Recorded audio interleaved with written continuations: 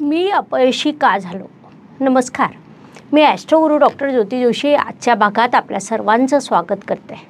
आजपासून आपण अत्यंत महत्त्वपूर्ण विषयावरील एक मालिका सुरू करीत आहोत.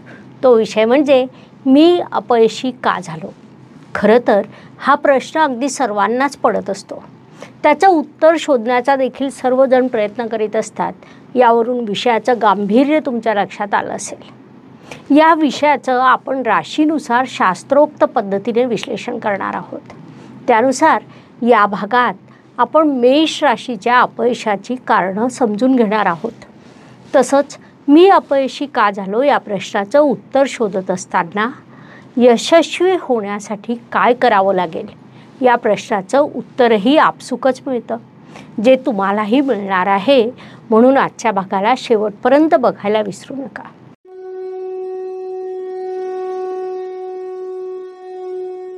आजच्या आधुनिक काळामध्ये संघर्षासह जगत असताना अनेक वेळा प्रश्न पडतो की मी अपयशी का झालो, मी असा का घडलो किंवा मी अशी का घडले, आता मी यश मिळवण्यासाठी काय करायला हवं. अशा प्रश्नाची उत्तरं तुम्हाला प्राप्त व्हावीत. ज्योतिषशास्त्राच्या दृष्टिकोनातून हा विषय तुम्हाला समजावा म्हणून आपण ही मालिका सुरू केलेली आहे. त्यानुसार मेष राशीच्या दृष्टीने विचार केला असता तुमचा राशी स्वामी मंगळ ग्रह आहे. यश अपयश समजून घेताना तुम्हाला तुमची रास समजून घ्यावी लागेल. राशी समजली की अर्थातच तिचे गुण दोष देखील समजतात, ज्यामुळे अपयशाचे मुद्दे देखील समजतात. तर मेष ही अग्नितत्वाची चर रास आहे. राशी स्वामी मंगळ ग्रह म्हणजे सेनापती होय. अत्यंत कर्तृत्ववान धडाडी असलेली तुमची रास आहे. कोणतंही कार्य हातात घेतलं की ते पूर्णत्वाकडे घेऊन जाणं ही तुमची मानसिकता असते. या सर्व मानसिकतेत विजय हा आपला कायम असावा अशी तुमची सुप्त इच्छा देखील असते. मात्र असं होत नाही. आयुष्यात यश अपयशाचा एक सुंदर समन्वय असतो. कधी यश मिळतं तर कधी अपयश देखील वाटायला येतं, किंबहुना त्यालाच आपण आयुष्य म्हणतो. मग आपल्याला हे कळलं की आपण नेमकं कशामुळे मागे राहतोय, आपल्या अपयशाची कारणं काय आहेत, कोणत्या मार्गाने गेल्यास आपल्यासाठी यशाची टक्केवारी वाढू शकेल, हे समजल्यास आपण निश्चितच त्या दृष्टीने प्रयत्न करू शकतो. म्हणून हा व्हिडिओ किंबहुना ही संपूर्ण मालिका तुम्ही अत्यंत सखोलपणे समजून घ्यावी, यात आपण राशीनुसार विश्लेषण करणार आहोत. मेष जातकांच्या दृष्टीने विचार केला असता तुम्ही खेळामध्ये कायम आघाडी घेऊ शकतात. विविध खेळांमध्ये तुम्ही पारंगत होऊ शकतात. क्रिएटिव्हिटी तुमच्यामध्ये नैसर्गिक असते. सतत परिश्रम करण्याचा भाव असतो. तुमची मेष रास असून राशी स्वामी जर मेष सिंह धनु या राशीमध्ये असेल किंवा मकर राशीत असेल तर तुमचं कर्तृत्व निश्चितच मोठं असतं. परंतु केवळ कर्तृत्व मोठं असल्याने चालत नाही. प्रत्येक मार्गामध्ये काहीतरी अडथळे असतात. त्या अडथळ्यांचं बळ जर वाढलं तर ते तुम्हाला फारसं मानवत नाही. मेष जातक हे परिश्रमाला कधीही घाबरत नाही. मात्र विनाकारणच्या गप्पा चर्चा यांचाच जर वेळ गेला तर तुम्ही विचलित होतात आणि त्यातूनच तुम्हाला अपयशाचा सामना करावा लागतो. या ठिकाणी मला असं वाटतं की मेष जातकांनी तो विषय शांततेने घ्यावा, समोरच्यांना चर्चा करू द्यावी आणि आपलं लक्ष केवळ आपल्या कामावर केंद्रित करावं. ते तुमच्या यशाचं गुपित होऊ शकतं. मेष जातकांना यशाच्या बाबतीत सांगायची अजून एक महत्त्वाची बाब म्हणजे तुमचा जोडीदार हा अत्यंत सुंदर आणि स्मार्ट असतो. तितकाच तो समजूतदार देखील असतो. घरामध्ये सुखशांतीचं वातावरण असेल तर तुमचं कर्तृत्व तितकं अधिक बहरतं. मेष राशीच्या बाबतीत अजून एक महत्त्वाची बाब म्हणजे मेष ही अग्नितत्वाची रास असते. म्हणजे तुमचा चतुर्थेश चंद्र राशीत आलेला असतो. चंद्र हा आईचा कारक आहे आणि तो मनाचा कारक देखील आहे. त्यामुळे तुमच्या कार्यावर कोणी टीका केली की तुमचं मन लगेच दुखावतं. कामातील उत्साह निघून जातो. काही जातक तर मोठे निराश देखील होतात, ज्यामुळे तुमची प्रगती थांबते. दुसरीकडे तुम्हाला मातृसौख्य हे कायम हवं असतं. आई तुमच्यासोबत असली तर तुम्ही खूप आनंदी उत्साहित असता आणि त्याच उत्साहात कुठलंही कार्य पूर्ण करता. मेष राशीच्या बाबतीत सांगायची अजून एक महत्त्वाची बाब म्हणजे तुमच्या राशी स्वामी आणि अष्टमेश हे दोन्ही एकच ग्रह आहेत. मंगळ ग्रह तुमचा राशी स्वामी आहे आणि तोच तुमचा अष्टमेश देखील आहे. पत्रिकेतील अष्टम स्थान हे अडथळे, अडचणी, संघर्ष दर्शवतं, ज्यामुळे तुम्ही स्वतःसाठी स्वतःच अडचणी निर्माण करता. अडचणी निर्माण करण्यासाठी तुम्हाला कोण्या बाह्य व्यक्तीची गरज पडत नाही. अडचणी निर्माण झाल्या म्हणजे नंतर अपयश येतं. काही गोष्टी मेष जातकांनी विशेषतः लक्षात घ्यावा की प्रत्येक राशीचा स्वामी हा त्या राशीचा मुख्यमंत्री असतो. त्याने इतर ग्रहांना कामाची विभागणी करून दिलेली असते. आता मेष राशीच्या दृष्टीने आपण विचार केला असता राशी स्वामी मंगळ ग्रह हा तुमचा मुख्यमंत्री झाला. द्वितीयेश असलेला शुक्र ग्रह हा तुमचा गृहमंत्री झाला. तृतीयेश बुध ग्रह हा परिश्रमाचा कारक म्हणजे परिश्रम मंत्री झाला. चतुर्थेश चंद्र हा घरातील सौख्य आणि सुखशांती टिकवणारा ग्रह झाला. वास्तूचा कारक म्हणून वास्तुमंत्री देखील झाला. तुमचे पंचमेश म्हणजे रवी ग्रह होय, ते तुमच्या शिक्षणाचे कारक आहे. त्यांच्या जोडीला भाग्येश म्हणजे गुरुदेव देखील शिक्षणासाठी महत्त्वपूर्ण ठरतात. उच्च शिक्षणाची जबाबदारी तुम्ही गुरुदेवांना दिलेली आहे. मेष राशीच्या पत्रिकेत करिअरची जबाबदारी शनिदेवांकडे आहे, कारण ते तुमचे कर्मेश व लाभेश आहेत. शनिदेव न्याय आणि परिश्रमाचे कारक आहेत आणि तेच तुमच्या लाभाचे कारक देखील आहेत. त्यामुळे परिश्रम आणि लाभ हे दोन्ही महत्त्वपूर्ण विभाग शनिदेव ठरवतात.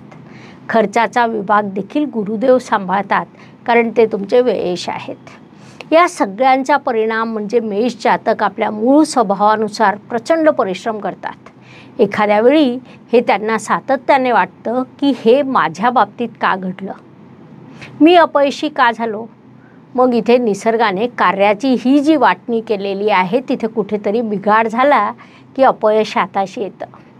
ही बाब मेष राशीच्या जातकांनी प्रामुख्याने लक्षात घ्यायला हवी. मेष जातकांच्या बाबतीत खूप वेळा असं घडतं की यश त्यांच्या हाताशी येतं. आता आपण यशस्वी होणार असं वाटतं आणि यश पुढे सरकून जातं. त्यालासुद्धा निसर्गाचं एक कारण आहे. मेष राशीचा स्वामी मंगळ ग्रह जो सुरुवातीला धडाडी घेतो, धडाक्यात काम सुरू करतो, परंतु शेवट येता येता कुठेतरी तो थकून गेल्यामुळे थोडासा सुस्तावतो आणि तेव्हाच नेमकं शनिदेव लाभ द्यायला तयार झालेले असतात. त्याच्यापूर्वीच तुम्ही कुठेतरी थांबता आणि मग मेष जातकांना प्रश्न पडतो की हे माझ्या बाबतीत का घडलं. तर मेष जातकांनी इथे लक्षात घ्यायचा भाग असा आहे की परिश्रम करताना तुम्ही जिथे थांबता त्याच्या केवळ 4 पावलं तुम्ही पुढे गेला असता तर यश तुम्हाला नक्कीच मिळालं असतं आणि हाताशी आलेलं यश निसटून गेलं नसतं. मेष राशीचे भाग्येश म्हणजे गुरुदेव होय. तुमच्या भाग्यस्थानात गुरुदेवांची धनुरास येते. त्यामुळे तुम्ही एक ध्येय निश्चित करून जेव्हा कार्य करता तेव्हा त्यात निश्चितच यश मिळतं. गुरुदेव तुम्हाला यश देतात. अजून एक सांगायची महत्त्वाची बाब म्हणजे तुमचे भाग्येश गुरुदेव असल्यामुळे मोठ्या व्यक्तींचा आदर करणं, सन्मान करणं, त्यांच्या बाबतीत चुकीचे शब्द न वापरणं हे तुमच्या यशासाठी अत्यंत आवश्यक आहे. होतं काय की जेव्हा कळत नकळत एखाद्या गुरुतुल्य व्यक्तीचा अपमान तुमच्या हातून होतो तेव्हा तुमचं भाग्य कुठेतरी विचलित होतं किंवा भाग्यात अडथळे निर्माण होतात, ज्यामुळे तुमची अपयशाकडे वाटचाल सुरू होते. धर्माचा आदर करणं ही सुद्धा मेष जातकांसाठी अत्यंत आवश्यक बाब म्हणता येईल. या 2 गोष्टी तुम्ही सांभाळा, यश हे तुमचंच आहे. अशा प्रकारे आपण मेष राशीच्या अपयशाची कारणं समजून घेतली. म्हणजे मेष जातक आपल्या आयुष्यात कुठल्या कारणांमुळे अपयशी होऊ शकतात हे आपण समजून घेतलं. मात्र हा जो सर्व आपण अभ्यास करीत आहोत तो यासाठी करीत आहोत की आपल्याला यश कसं गाठता येईल, आयुष्यामध्ये यशस्वी कसं होता येईल. तर मेष राशीच्या दृष्टीने विचार केला असता अग्रेसिव्ह तुम्ही आहात.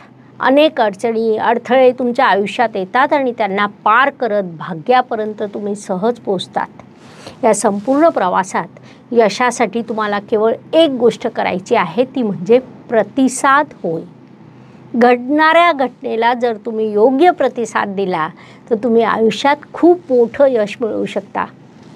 कारण एकाच घटनेला वेगवेगळ्या व्यक्ती वेगवेगळा प्रतिसाद देतात. तुमचा प्रतिसाद जर योग्य असेल, सामंजस्याचा असेल, धडाडीचा असेल तर यश तुमचंच राहील. संकटं येतच असतात, किंबहुना आयुष्याचं दुसरं नाव संकट आहे असं म्हणता येईल. संकट आल्यानंतरही न थांबता जेव्हा तुम्ही धडाडी मारता तेव्हा तुम्ही यश मिळवता. अर्थात हे यश तुम्ही योग्य प्रतिसादातून मिळवू शकता.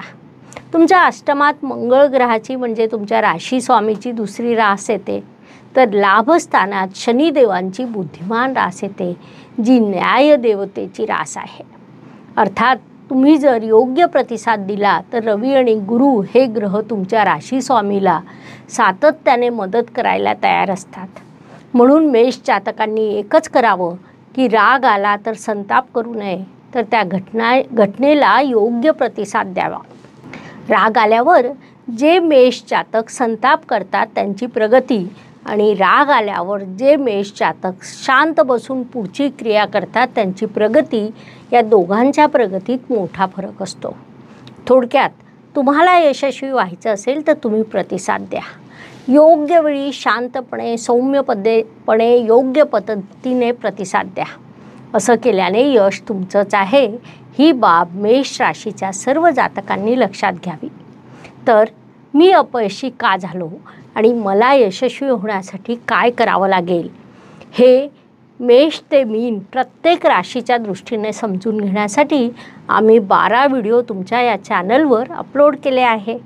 ही माहिती व्हिडिओ तुम्हाला आवडल्यास लाईक व शेअर करायला विसरू नका, जेणेकरून ही माहिती इतरांपर्यंत देखील पोहोचू शकेल. धन्यवाद. शुभम भवतु. जय ज्योतिष. नमस्कार. शास्त्राचा अभ्यास करण्यासाठी माझी मराठीतून 11, हिंदीतून 2 अशी पुस्तकं प्रकाशित झाली आहे. विशेष बाब म्हणजे मी स्वतः संशोधित केलेली ज्योती जोशी पद्धती अर्थात जे पद्धती या विषयावर स्वतंत्र ग्रंथ उपलब्ध आहे, त्याचा देखील लाभ घ्यावा. यूट्यूबची कार्यप्रणाली ही मुख्यतः लाईक, शेअर आणि सबस्क्राईबवर चालते. Please like, share and subscribe the channel. धन्यवाद. शुभम भवतु. जय ज्योतिष.